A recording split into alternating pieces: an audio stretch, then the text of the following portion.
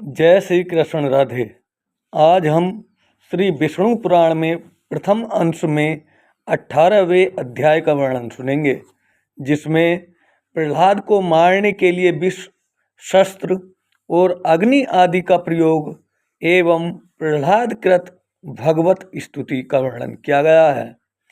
श्री पराशर जी बोले, उनकी ऐसी चेष्टा देख दैत्यों ने दैत्यराज हिरण्यकशिपु से डरकर उससे सारा वृत्तांत कह सुनाया, और उसने भी तुरंत अपने रसोइयों को बुलाकर कहा।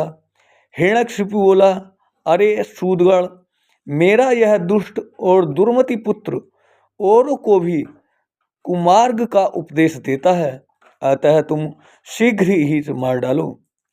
तुम उसे उसके बिना जाने समस्त खाद्य पदार्थों में हलाहल विष मिलाकर दो और किसी प्रकार का सोच विचार करने कर उस पापी को मार डालो।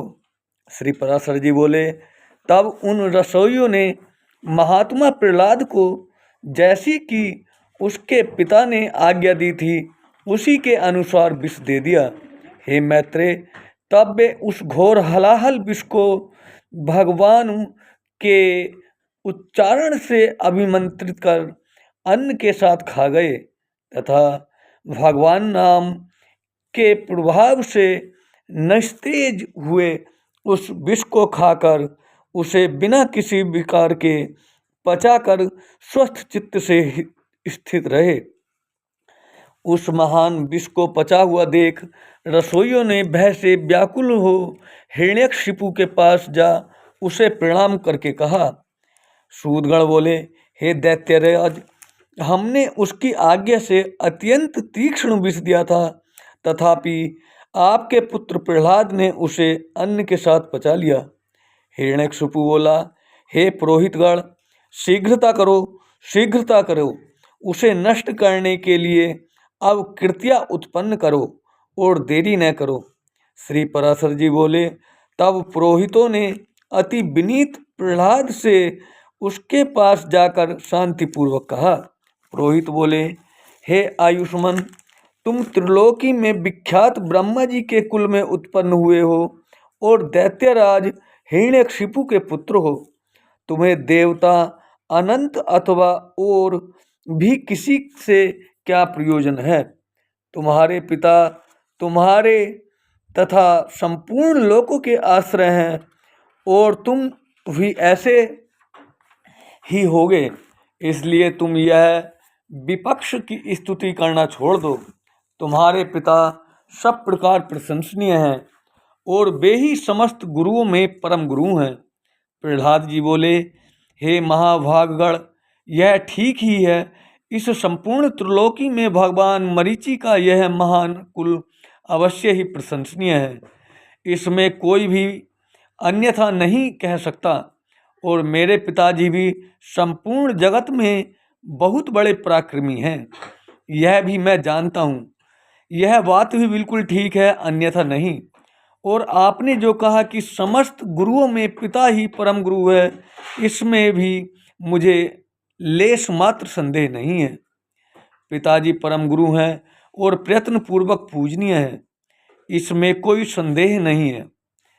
मेरे चित्त में भी यही विचार स्थित है कि मैं उनका कोई अपराध नहीं करूँगा, किंतु आपने जो यह कहा कि तुझे अनंत से क्या प्रयोजन है, सो ऐसी बात तो भला कौन न्यायोचित कह सकता है। आपका यह कथन किसी भी प्रकार ठीक नहीं है। ऐसा कहकर वे उनका गौरव रखने के लिए चुप हो गए और फिर हंसकर कहने लगे, तुझे अनंत से क्या प्रयोजन है? इस विचार को धन्यवाद है।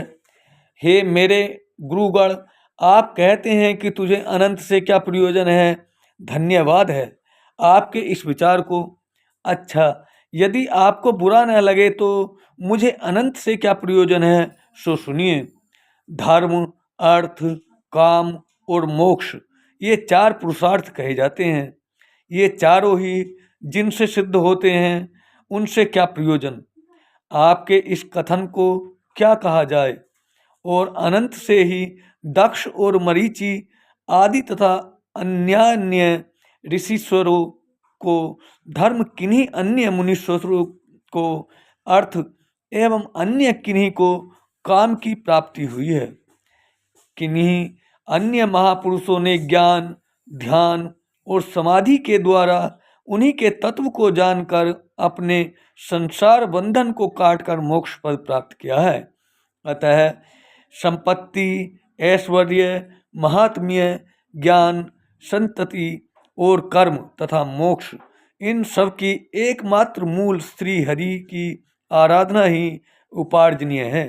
हे द्विजगण, इस प्रकार जिनसे अर्थ, धर्म, काम और मोक्ष ये चारों ही फल प्राप्त होते हैं, उनके लिए भी आप ऐसा क्यों कहते हैं कि अनंत से तुझे क्या प्रयोजन है और बहुत कहने से क्या लाभ?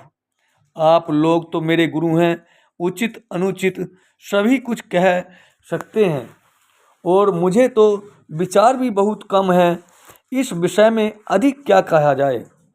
सबके अंतःकरणों में स्थित एकमात्र वे ही संसार के स्वामी तथा उसके रचयिता, पालक और संहारक हैं। वे ही भोक्ता और भोज्य तथा वे ही एकमात्र जगदीश्वर हैं। हे गुरुगण, मैंने बाल्य भाव से यदि कुछ अनुचित कहा हो तो आप क्षमा करें। पुरोहितगण बोले, अरे बालक, हमने तो यह समझकर कि तू फिर ऐसी बात न कहेगा, तुझे अग्नि में जलने से बचाया है। हम यह नहीं जानते थे कि तू ऐसा बुद्धिहीन है। रे दुर्मते, यदि तू हमारे कहने से अपने इस मोहमय आग्रह को नहीं छोड़ेगा तो हम तुझे नष्ट करने के लिए कृत्या उत्पन्न करेंगे।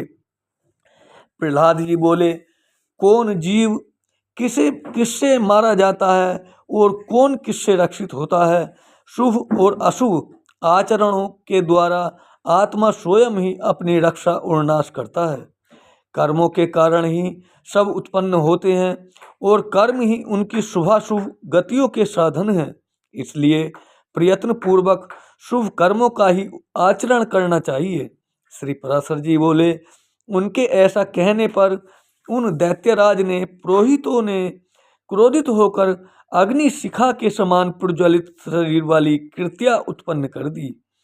उस अति भयंकरी ने अपने पादाघात से पृथ्वी को कंपित करते हुए वहां प्रकट होकर बड़े क्रोध से प्रहलाद जी की छाती में त्रिशूल से प्रहार किया, किंतु उस बालक के बक्षय स्थल में लगते ही वह तेजोमय त्रिशूल टूटकर पृथ्वी पर गिर पड़ा और वहां गिरने से भी उसके सैकड़ों टुकड़े हो गए। जिस हृदय में निरंतर अक्षुण्य भाव से श्री हरि विराज हैं, उसमें लगने से तो वज्र के भी टूट टूट हो जाते हैं। त्रिशूल की तो बात क्या है। उन पापी पुरोहितों ने उस निष्पाप बालक पर कृत्या का प्रयोग किया था, इसलिए तुरंत ही उसने उन पर वार किया और स्वयं भी नष्ट हो गई। अपने गुरुओं को कृत्या द्वारा जलाए जाते देख महामति प्रहलाद ने, हे कृष्ण रक्षा करो, हे अनंत बचाओ, ऐसा कहते हुए उनकी ओर दौड़े। प्रहलाद जी कहने लगे, हे सर्वव्यापी विश्वरूप विश्व सृष्टा जनार्दन, इन ब्राह्मणों को इस मंत्राग्नि रूप दुख से रक्षा करो। सर्वव्यापी जगत गुरु भगवान विष्णु सभी प्राणियों में व्याप्त है। इस सत्य के प्रभाव से ये पुरोहितगण जीवित हो जाएं। यदि मैं सर्वव्यापी और अक्षय श्री भगवान विष्णु को अपने विपक्षियों में भी देखता हूँ तो भी पुरोहितगण जीवित हो जाएं। जो लोग मुझे मारने के लिए आए हैं, जिन्होंने मुझे विष दिया, जिन्होंने आग में जलाया, जिन्होंने दिग्गजों से पीड़ित कराया और जिन्होंने सर्पों से डसाया, उन सबके प्रति यदि मैं समान मित्र भाव से रहा हूँ और मेरी कभी पाप बुद्धि नहीं हुई तो उस सत्य के प्रभाव से ये दैत्य पुरोहित जी उठें। श्री पराशर जी बोले, ऐसा कहकर उनके स्पर्श करते ही वे ब्राह्मण स्वस्थ होकर उठ बैठे और उस वत्स बालक से कहने लगे। पुरोहितगण बोले, हे वत्स, तू बड़ा श्रेष्ठ है। तू दीर्घायु, निर्द्वंद और वीर्य संपन्न तथा पुत्र पौत्र और धन ऐश्वर्य आदि से संपन्न हो। श्री पराशर जी बोले, हे महामुने, ऐसा कह दैत्य पुरोहितों ने दैत्यराज हिरण्यकशिपु के पास जा उसे सारा समाचार ज्यों का त्यों सुना दिया। इति श्री विष्णु पुराणे प्रथमे अंशे 18 अध्याय।